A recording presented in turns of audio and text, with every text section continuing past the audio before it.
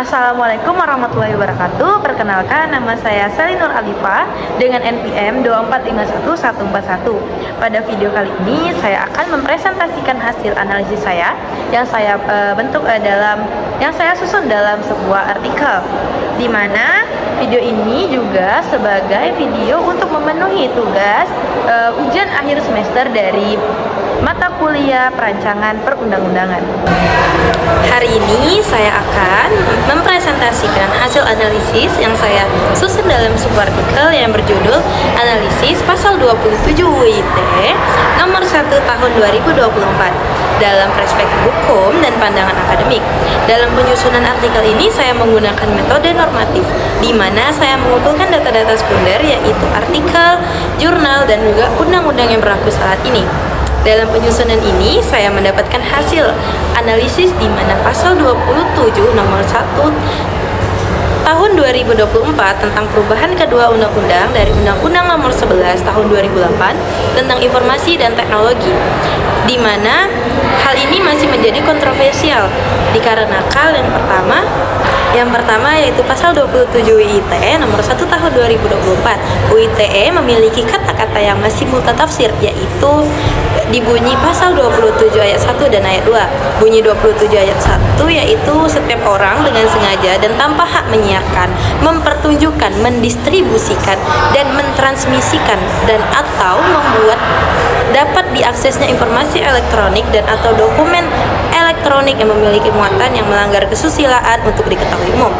Ayat keduanya yang berbunyi setiap orang dengan sengaja dan tanpa hak mendistribusikan, mentransmisikan, dan atau membuat dapat diakses informasi elektronik dan atau dokumen elektronik yang memiliki muatan perjudian.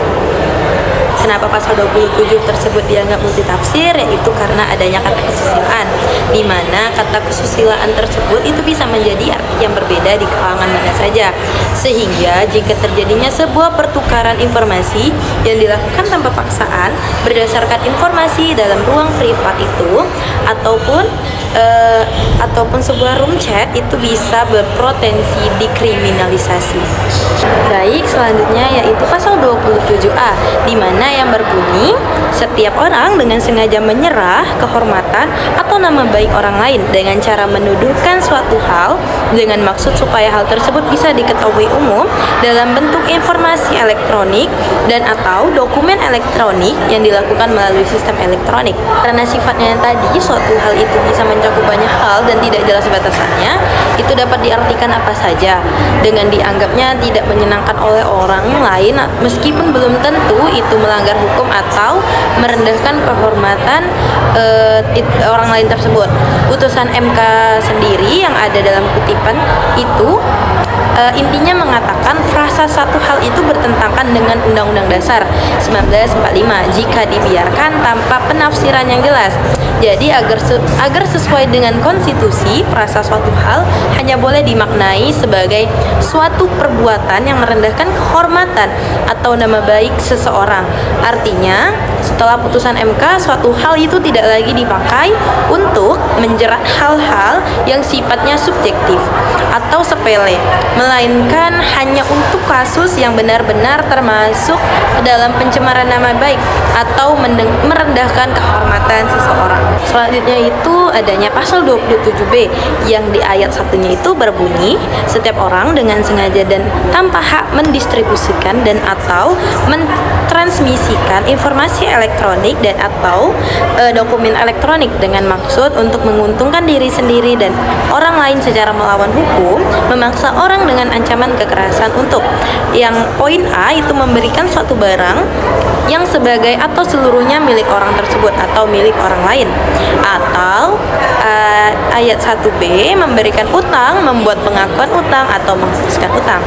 Selanjutnya yaitu bunyi pasal 27B ayat 2. Setiap orang dengan sengaja dan tanpa hak mendistribusikan dan atau mentransmisikan informasi elektronik dan atau dokumen elektronik dengan maksud untuk menguntungkan diri sendiri atau orang lain secara melawan hukum dengan ancaman pencemaran atau dengan ancaman akan membuka rahasia, memaksa orang supaya Poin A-nya itu memberikan suatu barang yang sebagian atau seluruhnya memiliki orang tersebut atau memiliki orang lain. Poin B-nya itu memberi utang, membuat pengakuan utang atau penghapusan piutang. Baik, selanjutnya itu adanya pasal 27B ayat 1 dan 2 itu mengatur tentang larangan mendistribusikan informasi elektronik dengan tujuan pemaksaan atau ancaman kekerasan demi keuntungan pribadi. Namun, kata-katanya itu masih memiliki kata-kata yang multitafsir dengan arti yang sangat luas dan itu berbeda-beda akan ditangkapin oleh seseorang. Seperti contohnya itu pemaksaan, ancaman atau menguntungkan diri sendiri secara melawan hukum itu juga masih belum ada ketentuan hukumnya. Di pasal 27 Undang-Undang ITE tahun nomor 1 tahun 2024 ini itu masih mengandung kata-kata yang multitafsir seperti kata muatan yang melanggar kesusilaan, penghinaan atau pencemaran nama baik suatu hal maupun ancaman atau pemerasan.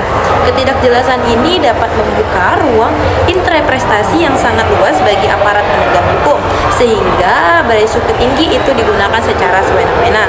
Jadi akibatnya itu korban kekerasan yang berbasis gender atau masyarakat yang sekedar melakukan pembelaan diri di ruang digital dapat dikriminalisasi dengan melakukan pasal-pasal tersebut.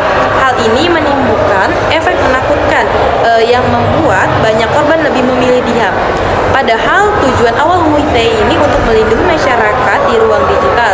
Jika dikaitkan dengan pasal 5 huruf F Undang-Undang nomor 13 tahun 2022 tentang pembentukan peraturan perundang-undangan. Jelas bahwa pasal 27 ITE ini bertentangan dengan asas-asas kejelasan hukum yang menjadi syarat mutlak dalam setiap pembentukan norma hukum. Norma yang multitafsir itu tidak hanya bertentangan dengan asas lex cetera dalam hukum pidana. Jadi dengan demikian dapat disimpulkan bahwa pasal 27 Undang-Undang ITE ini tidak selaras dengan kepastian hukum, asas non-diskriminasi maupun prinsip kejelasan rumusan sebagian yang ditetapkan dalam Undang-Undang nomor 13 tahun 2022 sehingga revisi atau perumusan ulang pasal ini adalah sesuatu hal yang mendesak demi untuk menjadi tujuan awal Undang-Undang ITE ini, yaitu untuk melindungi masyarakat di ruang digital. Sekian dari video saya ucapkan terima kasih.